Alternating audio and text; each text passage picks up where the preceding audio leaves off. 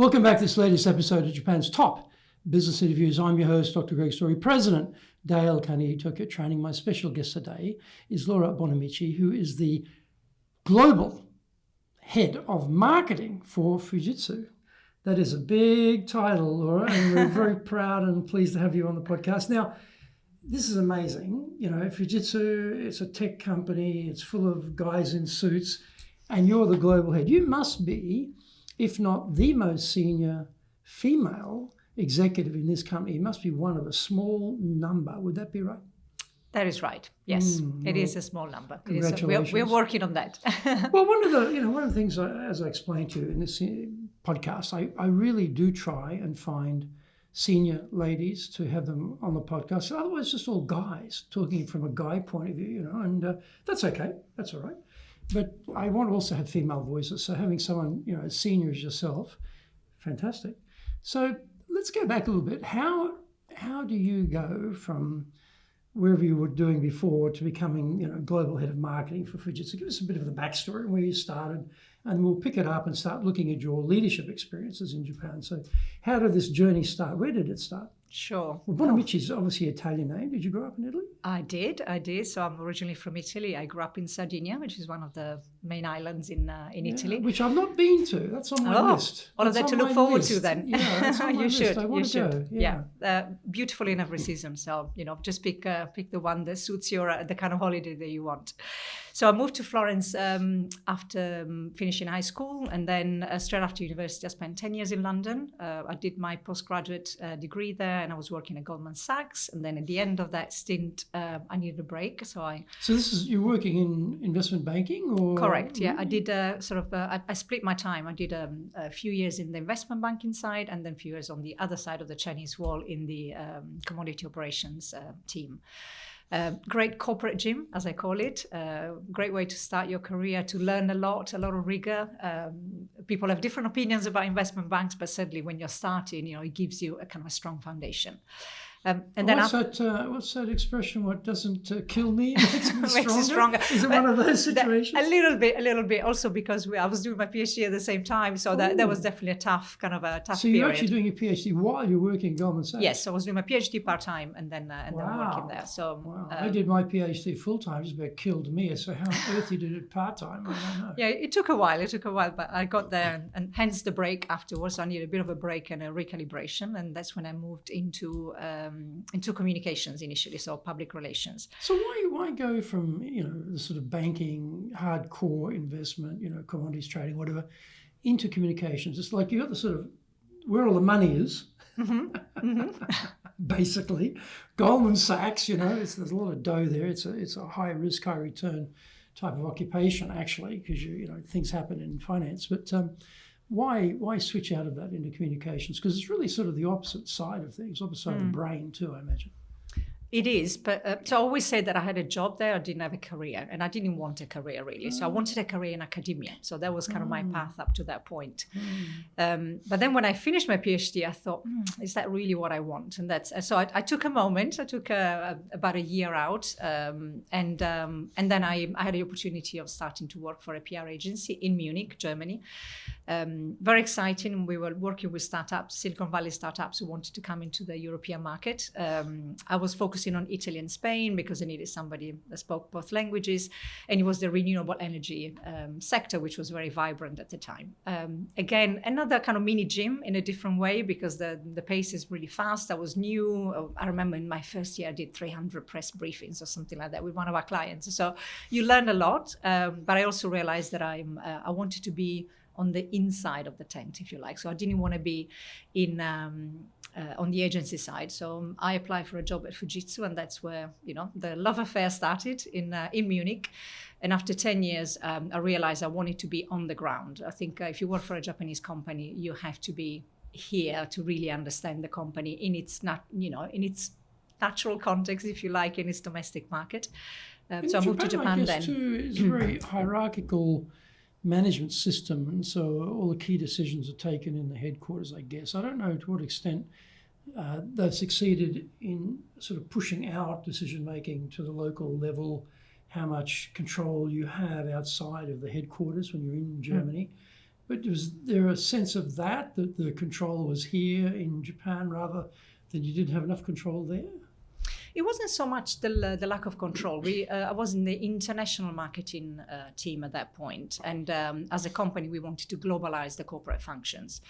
That was the first step towards globalization of the company. So when we did that in 2019, the natural progressions to me seemed spending some time here to connect with the team, to connect with the executive teams, the ones that were based here, and to really help globalize the function. So it wasn't so much driven by feeling, outside the tent, if you like, but a desire to understand the tent a little bit better, if that makes sense. I also guess too, for a lot of people moving to Japan is something like, wow, Japan, don't think I want to move there. Europe's, I know it, I feel more comfortable here. That sounds very difficult or stressful. I don't speak Japanese. I can imagine that probably only the hardy few, of which you're one, would put their hands up for an assignment like that, because Japan, I think for a lot of people, is seen as quite a difficult posting. It comes with these challenges for sure. For me, I guess the curiosity was stronger than the fear of the challenge on the ground. Also, I don't know, I grew up with a bit of a fascination for Japan. I was a volleyball player, so, Japan had a big volleyball culture at the time. Yeah. I remember wanted ASICS trainers, at all costs, and saving up for them and all of it. But again, I kind of felt that was the right move at that time in my career after 10 years, with the company. Easy, it's not, but I would say anything that stretches you and makes you grow is never easy. So, was there ever a thought to? We talked a little bit about having more female voices on the podcast. Mm-hmm. How about having a few more female voices in the top echelons of management in Japanese companies? That's mm-hmm. another aspect too. Did you think about that too in terms of maybe Fujitsu had a particular idea about globalization, about bringing in more women into the senior echelons too, because a lot of Japanese companies you can enter as a woman, you're sort of stuck. You're never going to make it up because you're just not a man.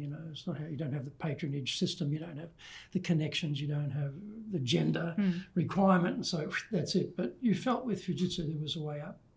Absolutely. I felt I've always been very open about the fact that when our current CEO came on board, and then a year later, the previous CMO, I was kind of on my way out, thinking, okay, have I done my time now with the company? And then there was something at that point that felt like a real kind of accelerator in those first kind of 6 months. So I thought, okay, I'm going to give it another spin of the wheel, and I'm really glad I did, because the company that I work for today is a completely different company from the one that I joined back in 2012, and personally, I'm completely behind the direction of the company. Globalization is obviously one big objective for many Japanese companies, not just Fujitsu. There's a real push internally for, the female ratio of managers is one of our KPIs, or non-financial KPIs, and there's a real push there to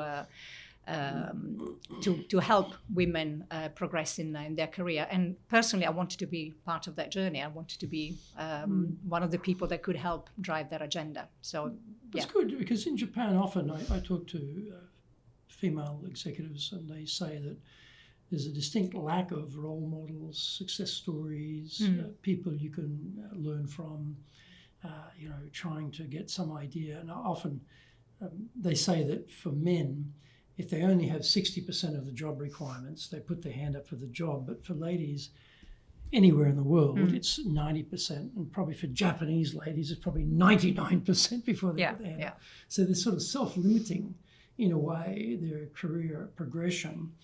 And so I guess having role models, more female voices, seeing people stepping up helps you to take the step, have the confidence, and put your hand up and try. Yeah, absolutely. Yeah. In terms of leading, I don't know when you were working for Fujitsu in Germany, whether you had any leadership responsibilities there in the team, right? So you can contrast leading in Europe with an international team, I guess, with leading in Japan with a Japanese team, I guess, or an international team here. I'm not sure how that works, but what were some of the contrasts that you found between leading in Europe and leading in Japan? Now, you might work for a Japanese company, but you're in Europe. You come here, it's different. And so the way things work here, the culture of leadership, the culture of fellowship it is quite specific. So what things when you first got here and you started leading in Japan, you went, oh, that's interesting, or oh, that's different, or oh, that's better, or whatever it might be. What things sort of occurred to you a little bit, not unusual, but what you maybe hadn't seen before? So you're right. It is different, and to some extent, I mean, leadership is difficult and different. You know, if you take it seriously wherever you are in the world, perhaps a little bit more acute when you move to countries where you feel you are definitely other. You know, where everything feels foreign. You know, as you described at the very beginning of our conversation. I guess there's probably 2 or 3 things that kind of struck me. So the first one, so when I came in 2022 now, I had a 15-minute meeting with our CEO, and his message was very clear. You're here to drive change. Which is, you know, I was up for it, but I was also an island of one, you know, in a sea of Japanese colleagues, you know, and a big Japanese organization. So that tension between the push for transformation, for transforming companies, and then, you know, but still having those norms, you know, that are very much followed here in Japan. I don't know, consensus is one of them, reaching consensus. It takes a lot of time, you know, like everybody talks about nemawashi and all of these things, you know, it kind of goes in the opposite direction of doing, you know, driving change fast. So that was certainly one that I had to come to terms with quite quickly when I came into Japan. I guess Fujitsu is coming to terms with it too, because as you say, the nemawashi idea of basically lobbying decision makers for a decision, so they get to the meeting, it's a rubber stamp because it's already been taken, we all agree, as opposed to a typical Western situation where you get in the room, you duke it out, and you debate, you argue, and then you come to an agreement and you move on. So it is a different approach, but I guess for Fujitsu trying to move at speed, when you say the collaborative process takes time, even internally, that must be quite a struggle, I guess. It's definitely a tension. And actually, in my case, because I manage a global team, that makes it twice as difficult because it almost like operating at 2 different speeds. So here, everything feels accelerated. But outside Japan, you know, for the team members outside Japan, everything feels slow. So how do you keep them in sync? So that's the biggest challenge, you know, and the biggest difference, I guess, from managing let's call it an international team without Japanese members, where, you know, cultures are perhaps a little bit more in tune with each other in terms of how you want to progress. So there was definitely something else, and still is something else that is a challenge. I don't think these challenges go away necessarily after your first couple of months of realization. Language, in my case, I came for what was supposed to be 18 months. I will end up staying 4 years. Actually, using language as a working language is also one of our objectives. So I'm constantly piecing, you know, bits of information, you know, that come to me through translation, through memos, through moments where I finally get something. So that's a big challenge. I don't think I am, and I think I reached a point where I can probably put words together. And if I'm really, really in trouble, people will understand what I'm trying to tell them. But I'm far from a conversation, and certainly from working proficiency. Italian pronunciation, the vowel sounds, and Japanese vowel sounds are basically the same. Yeah. And interestingly enough, the Maori language in New Zealand is also the same. When I was studying here, I had some Kiwi friends who were also studying here, and they mentioned that they'd learnt Maori in New Zealand, and that gave them a little bit of advantage in mastering those vowel sounds. Okay. For an English speaker, you've got to work on it a little bit more. But, so that's an advantage. That's a good point, because I had my final all-hands call last couple of weeks ago at the end of March, and so I committed to making a little speech in Japanese. Nice. And everybody was really surprised and impressed because my pronunciation is really good. So, you know, I can parrot anything you give me, but of course, you know, day-to-day conversation is different. But what I find the lack of language skills obviously brings is 2 things. One, that you inevitably tune in with different things, with non-verbal cues. So you look at people's body language, how they respond, how they kind of sit up if something doesn't agree with them. And there's a lot that happens. Easy with the body language. This is an extremely bad sign. They start sucking that air through the back of their teeth. This isn't going to go well, right? Exactly. So that's potentially an advantage. And the other one is that it forces you to trust people. So you have to trust the interpreter that is your voice. You have to trust the team member that jumps in to correct the conversation. You have to trust the person who's proofreading the final version in Japanese of an interview that you gave answer to in English. So as a leader, that's a big leap of faith that you make every single day, multiple times a day. So I find that also, a challenge, but also an opportunity to grow, as a leader. But I'm shocked at how good the translation technology is today through AI. Yes, that's helping a lot. I tried, Google Translate a few years ago, and it was crap, it was terrible. And I just gave up on it, But then, I don't know, maybe a year or so ago, I for some reason, I tried it on something. I was shocked how good it was. Positively. I was like, oh my God, this is really good. It was an NDA agreement, non-disclosure agreement, and quite complex legal language. And I thought, we'll see how this is.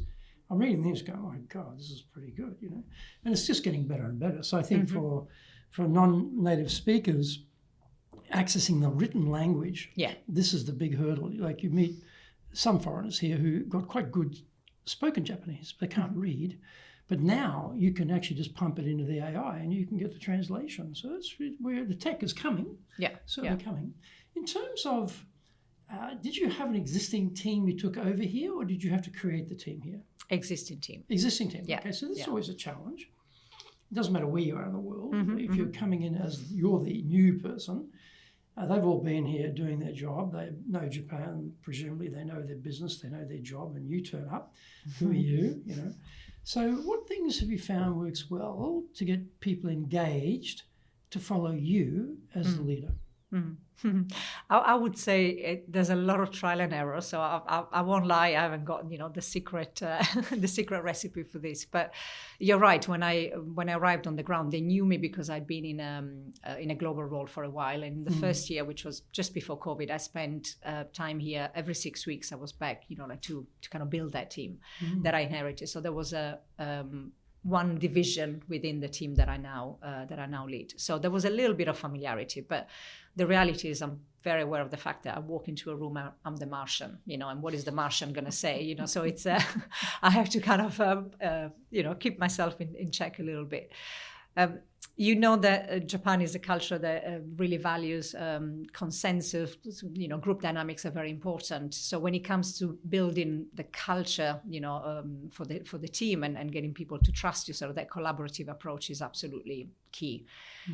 Last year, for example, we did at the beginning. It was my first year as head of global marketing. So it was we had a workshop with the leadership team, and we jointly defined our purpose, we jointly defined our values, and that's become, the leading light, if you like, for us. In general, to gain trust, the three things that work are humility, curiosity, and authenticity. Those are my three kind of, pillars of my strategy, if you like. And I always use the example of asking questions, which is very uncomfortable in Japan. So I come from the opposite reality. In Italy, I was always encouraged to ask questions, and it's something that we do. Here it makes people very uncomfortable. So I just wanted to make sure that they knew that it was coming from a good place, so to speak. And so I ask questions because I don't know something. I genuinely, this is a limitation. I don't know this topic. It's completely new to me. It's out of ignorance. So there's a certain level of humility that you need to be brave enough to ask that question. So let me just ask you there.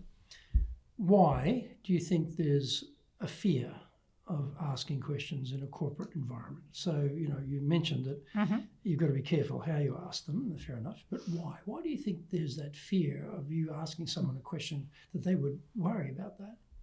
I think historically there's a sense that, it's a combination of not wanting to embarrass themselves or saying the wrong thing or making a mistake. I think the education system, I've done a little bit of research, also kind of follows a little bit of that. Is more, imparting knowledge than creative, what we would describe as critical thinking, and questioning, which is something else that we are actively trying to encourage. So having the Martian in the room asking questions actually, makes everybody go, "Oh, she asked the question. I don't have to ask it." So, it's it can be a positive role. It gives them a bit of a breather, and then they listen to the answer that somebody else, had the courage to put on the table. I notice it too when I in Australia, university and undergraduate degree, you have tutorials and you have a debate and you have a discussion and you have questions with the professor, and it's quite interactive. And when I was doing my master's degree, I was taking some courses, some undergraduate courses at Sophia University. So I joined this undergraduate classes as well. And we'd have like a 3-hour lecture, professor speaking for 3 hours. That's a long time. A long time. And then you'd have this hour of that's what they call a seminar. Just professor speaking for another hour. Okay.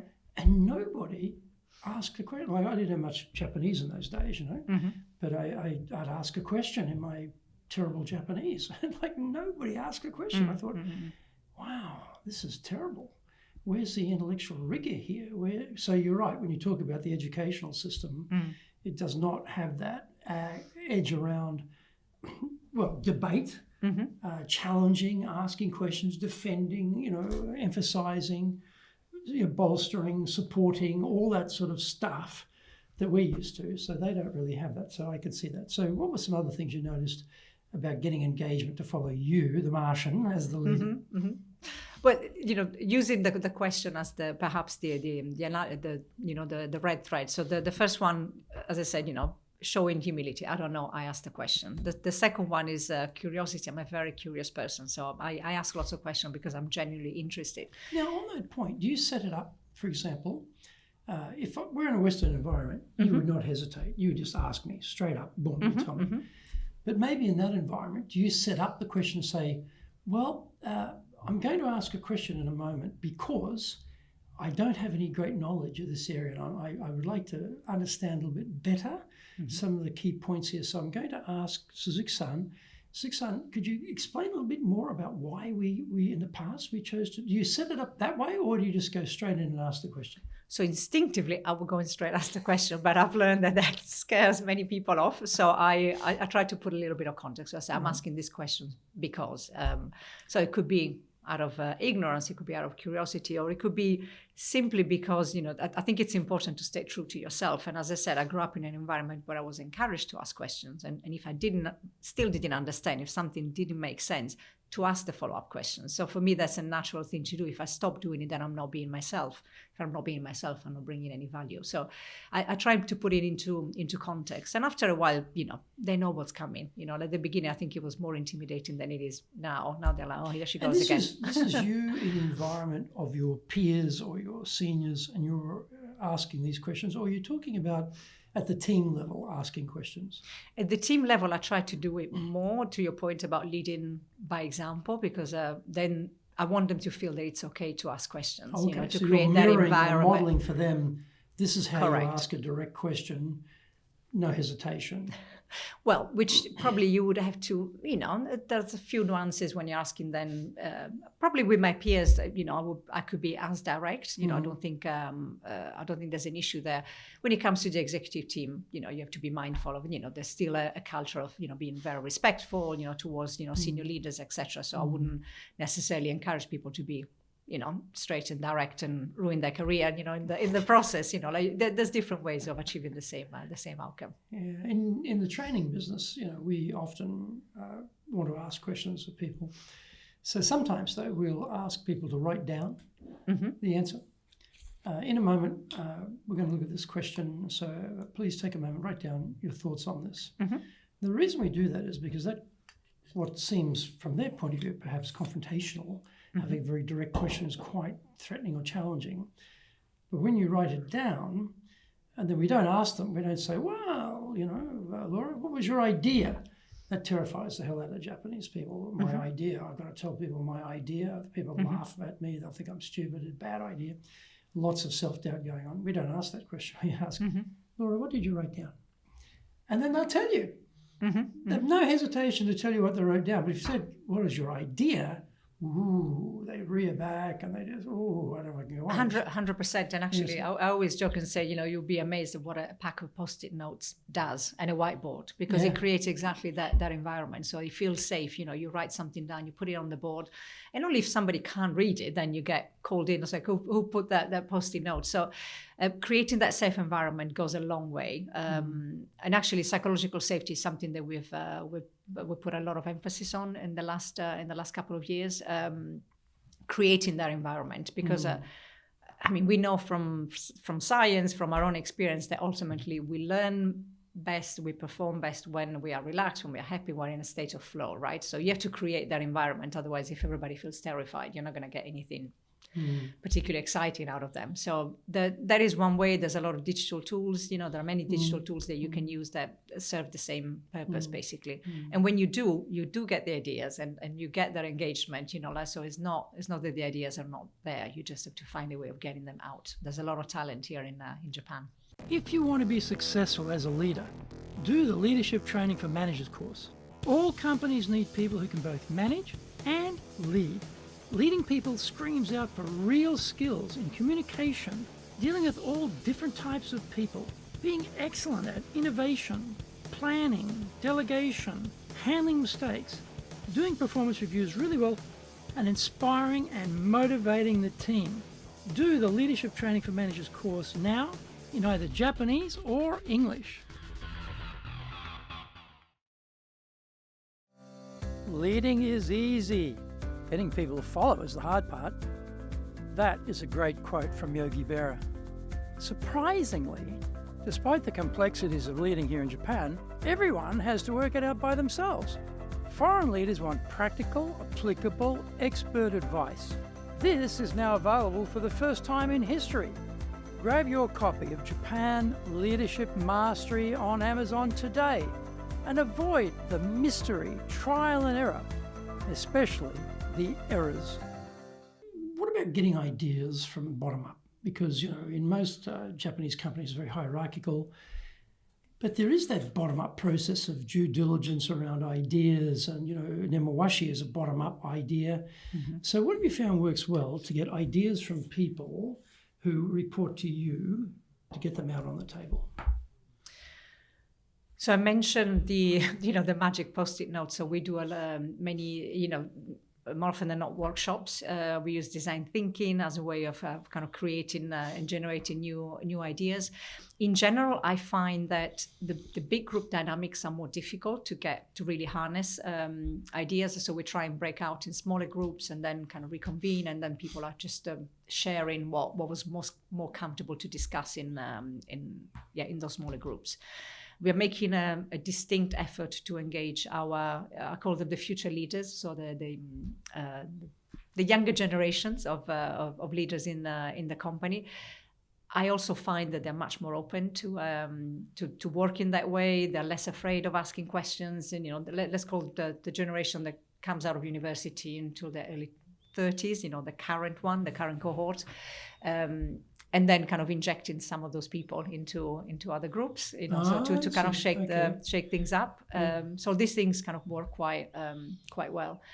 But what I found here in Japan actually was I hadn't appreciated that until I moved here, is that if you ask somebody how they're doing, typically they answer, "Oh, very busy." That's the answer. As if, being busy is a badge of honor. It's a good thing, something, equals contribution. Well, I tell your boss, nothing to do, just lying around, sipping martinis, waiting for the time to go home. You've got nothing happening. No one's going to tell you that, right? Anyway. In any country. But, like here, there's almost like an association with, okay, I'm contributing, I'm doing a good job. And actually being busy and being productive is a very different thing. Being productive and being impactful is, again, another different thing. And that has been the mantra with the team. So we have to move from busy to productive, from productive to impactful. But if we're all busy doing things, it's very difficult to carve out time to think creatively. I mean, it's scientifically proven that if you don't allow at least 10% of your time, whether it's in the week, in the day, whichever way you break it down, for that, you're never going to get really great ideas. So again, how do we enable that with with our teams? That's so we've been working a lot with Agile. So there's in that sense, do you ask people to, in their timetabling, to allocate 10% of their time for their own creative thinking? Do you have that like a mantra that, okay, you've all got a lot to do, we've all got busy days, you're all scheduling your time, but I want you to take 10% of your day, whatever that might be, and then, which for Japan is quite a long day, so it's probably like 2 minutes.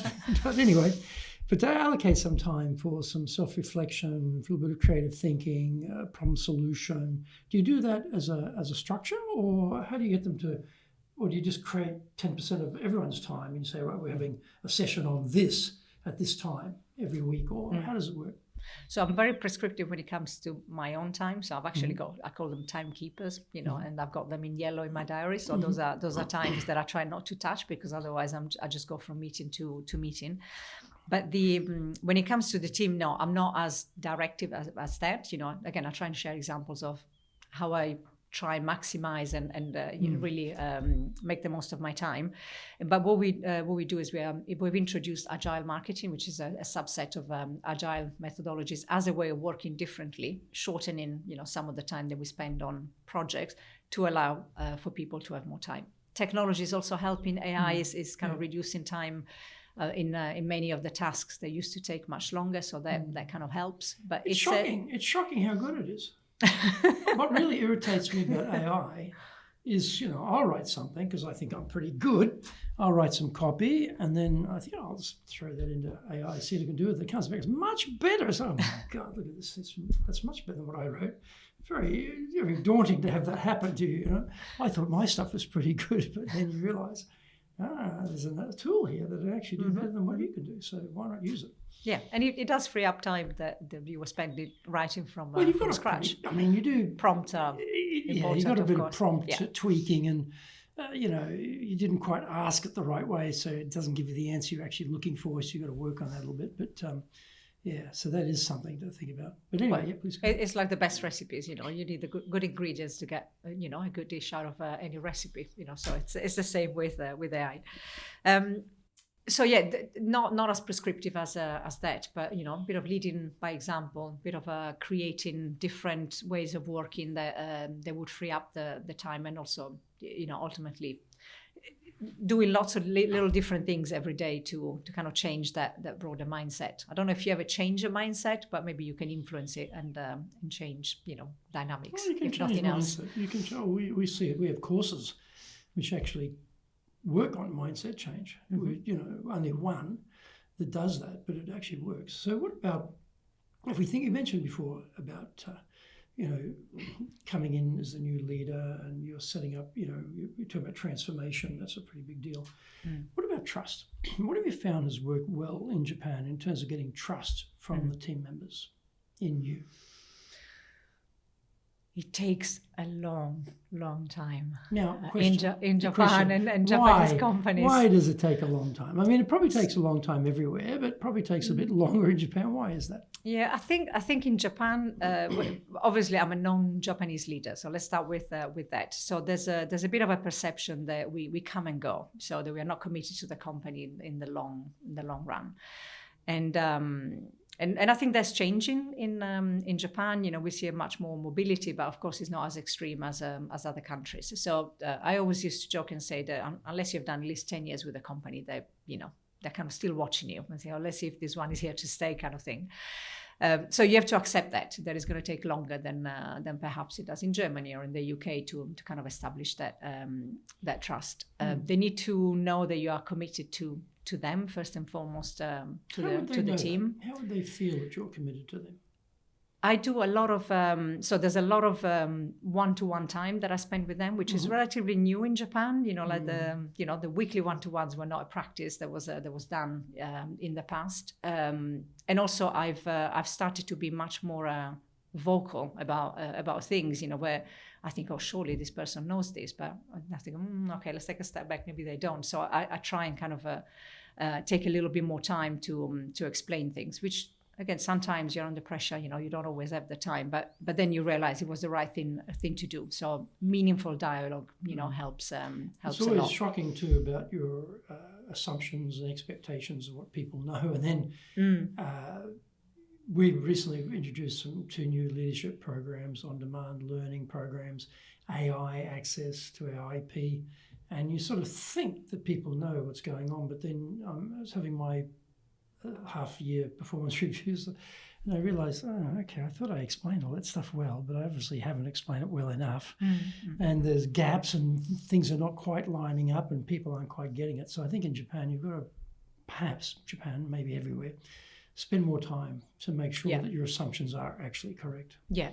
And also explaining things that might be obvious to you, but not necessarily to, in the same way that they do it with you. You know, there are things that for them are completely transparent, you know, they shouldn't be talking about it, but then, you know, they have to explain them to me because I just don't know. So I find that that helps, you know, building that kind of relationship. Of course, I've got a team of over 500 people. I can't do that one-on-one with everybody, but spending time and 500 people in the marketing department in Fujitsu. Worldwide. That's incredible. Yeah. I didn't realize it had such a we're a company of 124,000 employees. Yes, I guess when you look at it in that sense, But I don't think too many people are saying, oh, yes, well, of course, Fujitsu's got 500 people working in marketing. That's impressive. And you're the head. I am, and I'm the head, yes.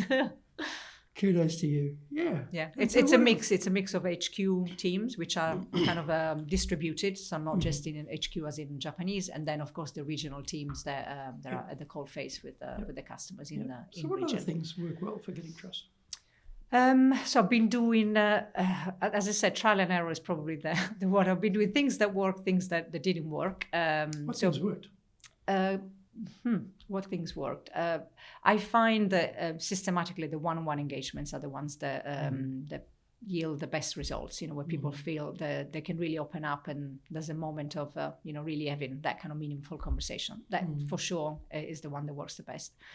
The big gatherings, they're good for morale, but I'm not sure they're necessarily, you know, advanced. You know, like kind of the trust. Making an effort in giving a little speech in Japanese, obviously, you know, makes them back to that point. Okay, is she here to stay, kind of thing. You know, like gives them that, you know, confidence that I'm committed. You know, so it's those things work.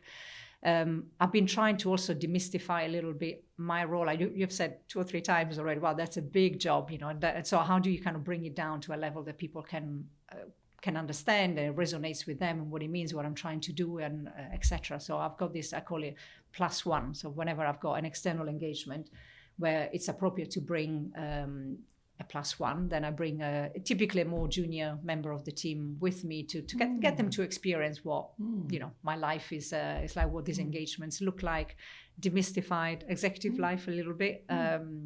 Just get to see a bit of a behind the scenes. So I think it's the cumulative effect of many different things, and also staying the course, not just doing one thing and then okay, that didn't work. I want, you know, do the first one and then the second one, and then some things become a little bit more second nature.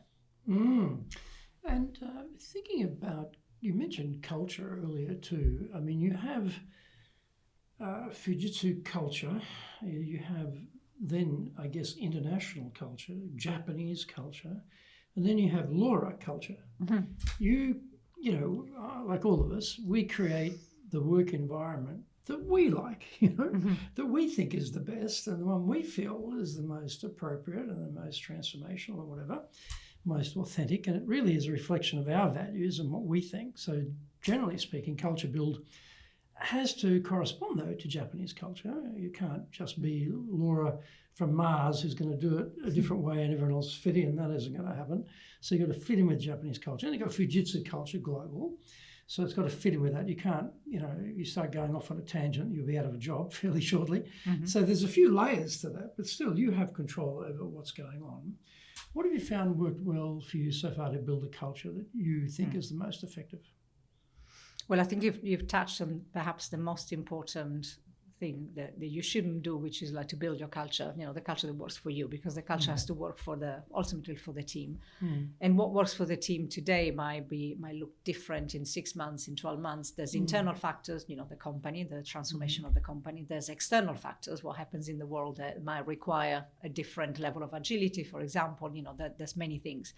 So first and foremost, to have that kind of awareness that you're going to need to kind of flex a little bit. I'm definitely a minority. I mean, I don't know how many Italians we have in Fujitsu. We don't have a presence in Italy, so we are definitely a handful.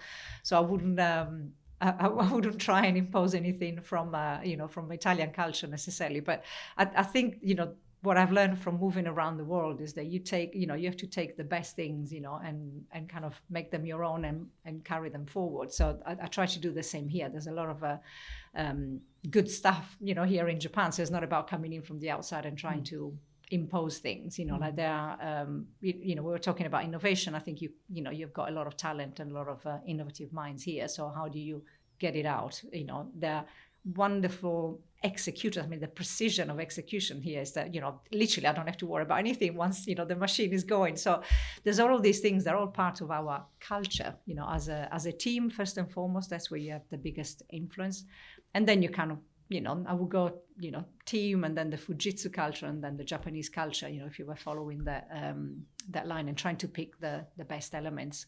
And importantly, providing a lot of context to the Japanese team members and to the ones outside Japan, because that helps really understand why people do things or why they need to do things in a certain way.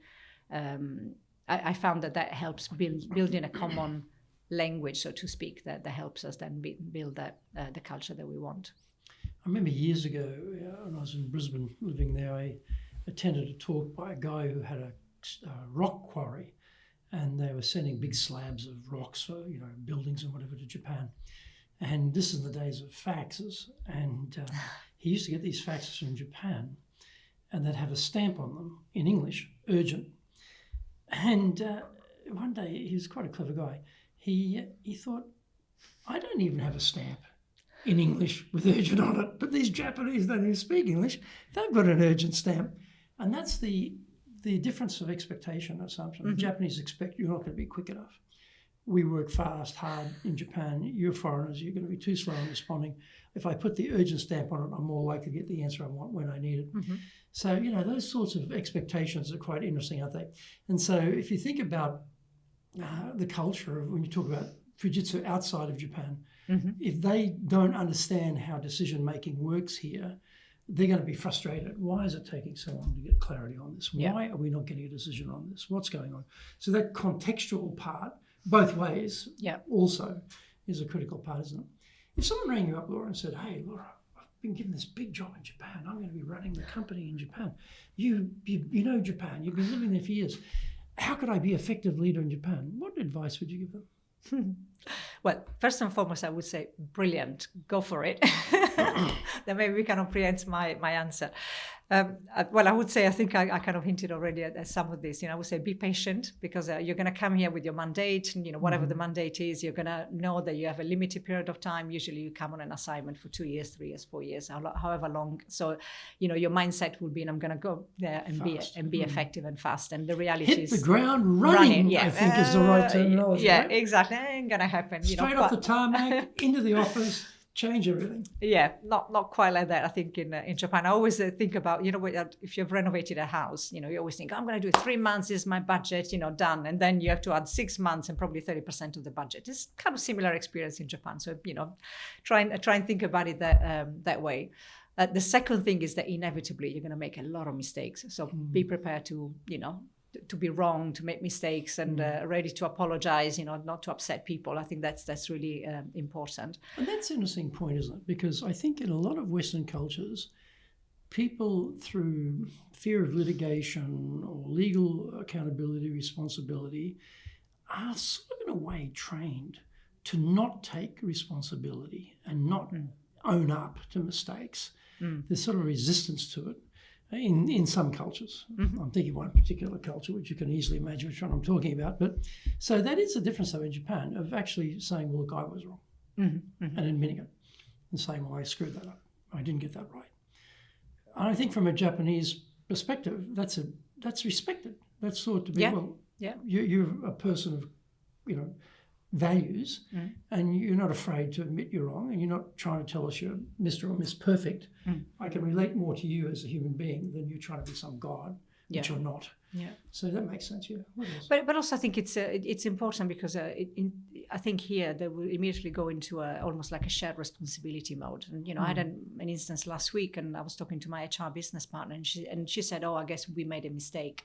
And I said, no, I made a mistake. I mean, like you've got nothing to do with this. So I need to manage it because it was my mistake. And, I said the wrong thing, I need to rectify. So I think it's important because otherwise, I'm all for shared responsibility when we're working as a team, but sometimes it is your mistake to own. So it's so that's the second one. The final one I would say, which might seem a little bit counterintuitive, is just stay true to yourself, because that authenticity that I was referring to earlier goes a long way. So when you make a mistake, if people know that you're making it because you're trying to do something and you mean well, etc., then you will also be forgiven.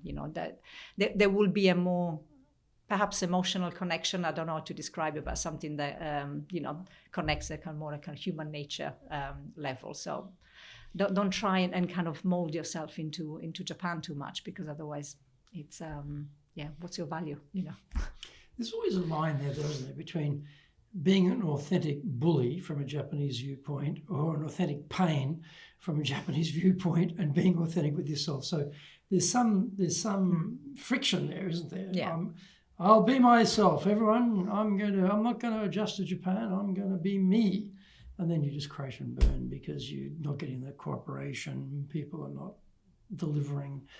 Maybe white-handing, we call that in Australia. White-handing means sabotaging you. Mm-hmm. That can go on too. So there's a bit of a line there, isn't there? Yeah. But common sense also helps. Yeah, a bit of self-reflection. Well, people skills are always a good thing to have. Yeah. And what would be your definition of leadership? I'm not a huge fan of definitions, textbook definitions. So I brought a little prompt today, which is SALT.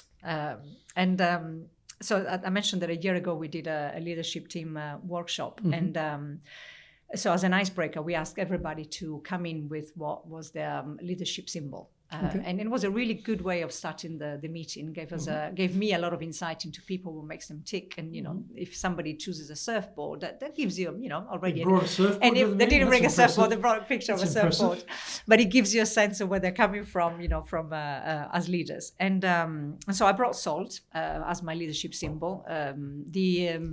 Salt is one of those ingredients in cooking that if you put too much, you spoil the dish. If there's not enough, it doesn't taste right. So leadership is kind of similar. You have to find that balance. We talked a lot about that today. When you had the salt there, the first thing came into my mind was salt is used for purification in Japan.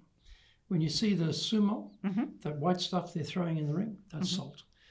When you've been to a funeral, you come home, you have to throw salt on each other to purify from having been to the funeral. There's a lot of Shinto belief in this sense where salt fits in. So I was immediately thinking purification. I thought maybe hitting the president with some salt or something to purify. There's a little bit of that in leadership as well, I guess. But you might or might not know that Japan has got over 700 producers of salt of this big island. Lots of seawater.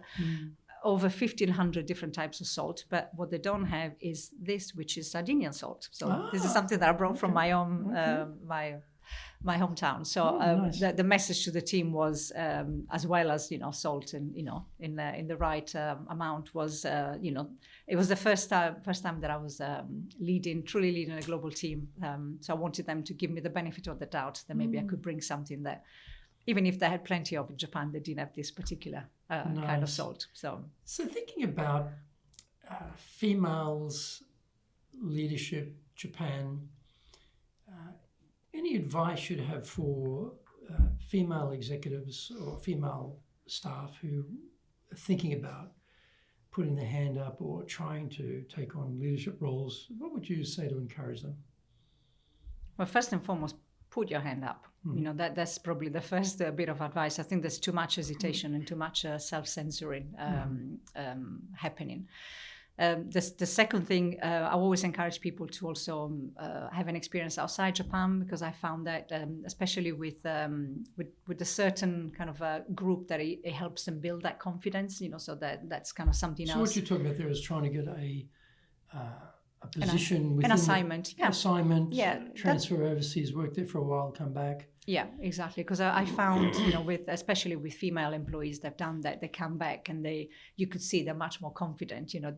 We talked a little bit about culture, and culture ultimately is a sets of behaviors, but those behaviors change a little bit when you're in a different context in a different country. So it helps people come out of their shell a little bit, and also don't. There's a little bit of hesitation here in Japan. I hear, that women don't want to be treated differently. They want to have the same, same opportunity as their male colleagues. I've got a slightly different view. I think, if we want to accelerate, we need to zoom in on female leaders and build that confidence that will help them in their career. So, but number one, raise your hand. In terms of, you talked about, I don't know whether it's a percentage quota system or not, but Fujitsu has a goal, KPI. So they have made a decision that, okay, we're going to look at changing our complexion of leaders away from just being men to being a more mix. Have they set a percentage of how many female leaders they want? Is like yes, it's 30% is 30%. A magic number. Yeah, 30%. And what have you found has worked well to actually have ladies decide that I'm going to be part of that 30%? Because often, if they've got aged parents, there's a lot of pressure to take care of them. If they've got kids, take care of the kids. It could be pressure from their mother-in-law about, your job is to be, taking care of the husband, not having their own career. There's all sorts of societal constraints on them to step out and be part of that 30%. And also, I guess there's that fear of stepping out. Any Japanese person basically is taught, don't step out, be part of the group, stay part of the herd, don't be an individual, blend in. So there's a lot of cultural things against that too. So how do you, in Fujitsu, what have you found works well to help ladies to actually make that transition? I don't think we found the magic formula, Greg. I would lie if I said otherwise. And I think we are all on the journey, like certainly all Japanese companies to try and achieve that. What we find is most effective is when you start early, when you start kind of planting that seed, early on in women's careers, instead of starting at a certain point where all those pressures are much more acute, where you've got family, when you've got aging parents, the sandwich, as they call it in Germany. So I would say start much earlier. Obviously, it's going to take time to see the outcome of those efforts, but that's where we see the bigger numbers, if you like. Yeah, DEI has become politicized as a terminology. We still call it DEI. Maybe we should change the name. I don't know, but.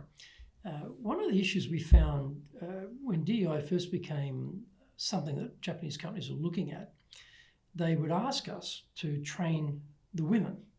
And I'd say, well, yes, of course, we can do that. But what about the men? Are you thinking about training them? Because they're the bosses. They're the ones who, coach, who encourage, who promote, who give assignments to help people grow, to give people responsibilities to, transform themselves.